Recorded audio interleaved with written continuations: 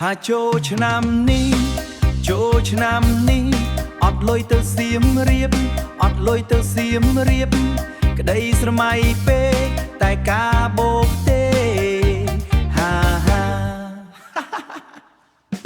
ថ្ងៃចូលឆ្នាំក្តៅក្តៅណាស់មិត្តភ័ក្តិសួរទៅសៀមរាបទេខ្ញុំមើលការបូសូរាមានតែដេកនៅផ្ទះទេអត់លុយចេញទេមើលគេរកនៅក្នុងភូមិចិត្តនឹកដល់សៀមរាបនឹកតែខ្ញុំអត់បានទៅនៅផ្ទះ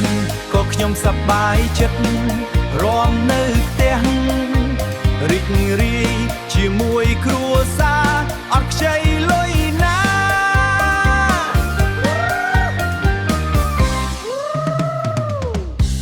ហេទុកចាស់ហៅទៅរាំ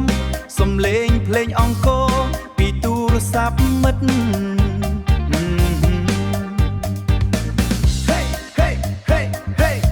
ខ្ញុំរាំនៅផ្ទះដូចជាទៅសៀមរាបអត់លុយតែសប្បាយចិត្តហាហាហេអាយអត់លុយទៅសៀមរាបអត់បារម្ភអត់ព្រួយរាំជាមួយគ្រួសារឆ្នាំខ្មែរយើ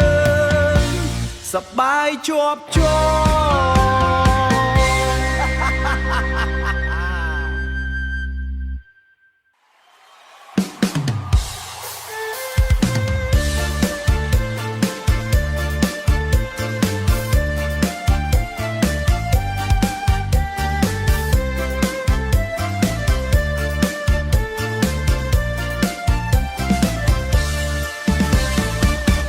ការរីកបក់តាមខ្យល់ជំនោវាស្រែបាក់អូឮសំឡេងធុងបាំងខែចែកចូលឆ្នាំខ្មែរយើងញញឹមទាំងប្រុសស្រីតែចិត្តបងយំកំព្រាព្រោះចាំដំណឹងអូនមកស្រុកឃើញសារលោតឡើងស្មានថាអូនផ្ដាំសួរតើបងទៅវត្តណាឬទៅលេងភូមិណា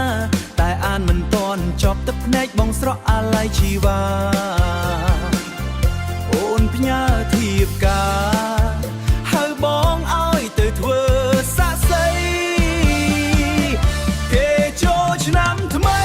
គេរំបងសប្បាយតែបងឯកាស្ដាយស្នេហាដែលធ្លាប់មានអន្តន័យឲ្យធ្លាប់មានអន្តន័យឲ្យទេវតាឆ្នាំថ្មីហេតុអ្វីមិនប្រណីដល់ចិត្តខ្ញុំបងហាក់ដូចស្រីព្រោះស្រីហៅបងស៊ីកា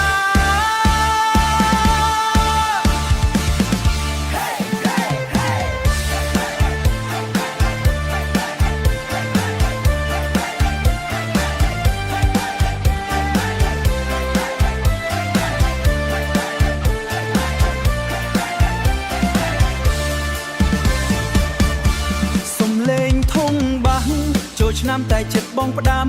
កុំឲ្យអូនភ្លេចសន្យាធ្លាប់មានអនុសាចូលឆ្នាំជាមួយគ្នាឥឡូវពុំងារត្រូវចូលរោងជ័យចូលឆ្នាំគេរំបងវិញអង្គុយរាប់ដំណក់ទឹកភ្នែកមើលមេឃស្រឡះតែចិត្តបងងឹតសូនសងបងជូនពរអូនក្នុងថ្ងៃចូលរោងនិងចូលឆ្នាំថ្មីឲ្យតែអូនបានសុខបងសុខចិត្តឈឺម្នាក់ឯងក៏បានគេចូលឆ្នាំថ្មីគេរំបងសប្បាយតែបងឯកាស្ដាយស្នេហាដែលធ្លាប់មានអន្តន័យឲ្យធ្លាប់មានអន្តន័យឲ្យទេវតាឆ្នាំថ្មីហេតុអ្វីមិនប្រណីដល់ចិត្តខ្ញុំបងហាក់ដូចស្រីព្រោះស្រីហៅបងស៊ីកាបងហាក់ដូចស្រីព្រោះស្រីហៅបងស៊ីកា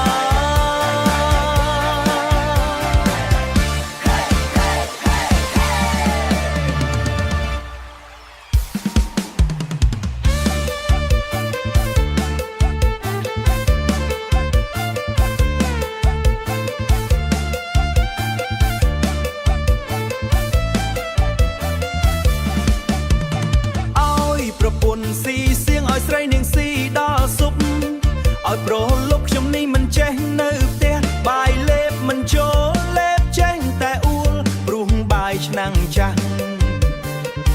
ព្រោះបាយឆ្នាំងចាស់បើបាយក្រៅផ្ទះសូមប្រាប់ត្រង់ចុះស៊ីមិនអោយចាញ់ជ្រូកបើនិយាយរឿងស្រវឹងខ្ញុំតែងវង្វេងមិនដឹងអីខ្លួនដេកនៅ